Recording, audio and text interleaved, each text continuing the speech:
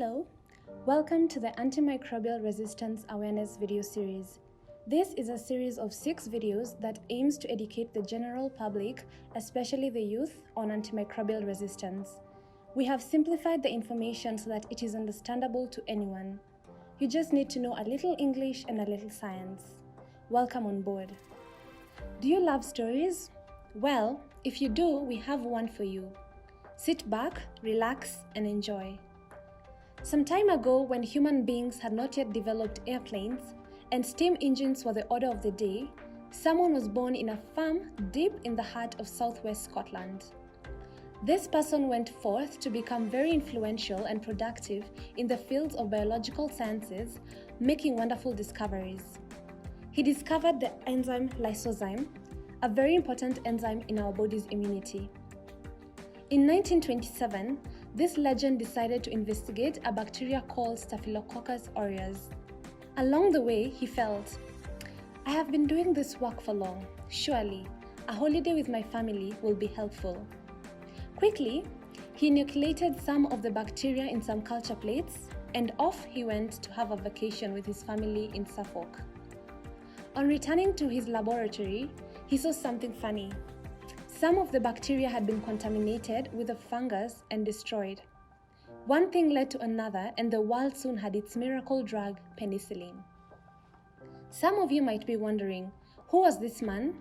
Well, this man is none other than Sir Alexander Fleming.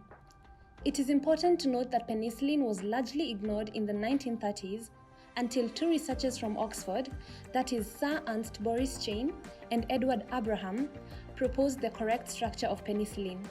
The team, among others, was able to produce enough amounts to be tested in animals, and mass production commenced later in 1945. Why are antibiotics considered the miracle drugs? Before the discovery of antibiotics, we had the pre-antibiotic era.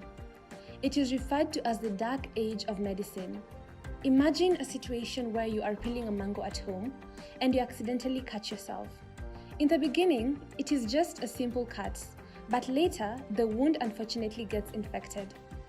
As there are no drugs to treat this infection at that time, the infection worsens and spreads to other parts of the body. Just like that, you pass on from a cut that started off so small. Sounds scary, right? Now, imagine what happened in cases of severe wounds that occurred in wars, for example. Performing surgeries was also a major risk, and many patients did not survive in the case where the incisions became infected. This was the situation with many other infections until antibiotics were discovered. Now, here's the catch. While delivering his lecture for the Nobel Prize, Fleming warned, the time may come when penicillin can be bought by anyone in shops. Then there is the danger that the ignorant man may easily underdose himself and by exposing his microbes to non-lethal quantities of the drug, make them resistant. The time that Fleming is talking about is here now with us.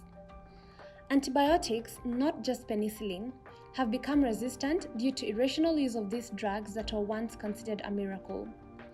If we do not take appropriate action, we might be headed towards a post-antibiotic era whose features will be similar to the pre-antibiotic era. You might wonder, why a post-antibiotic era? We have our scientists well equipped and prepared to develop new antibiotics. Well, this could be a shocker to you, but the last time a new class of antibiotics was approved for clinical use was in 1987. That is about 34 years ago. Since then, the antibiotic pipeline has been dry, with resistant infections increasing at an alarming speed.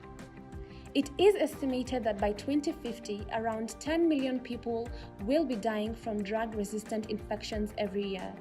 This is a very big number, yet it is exclusive of those who will be burdened by the disease, as well as the social and economic implications. This time, it will be worse because of increased transmission due to global transport, human-animal interactions, and congestion in our urban areas, among other factors. However, there is still hope. We can educate those close to us on the same and encourage them to use antibiotics appropriately.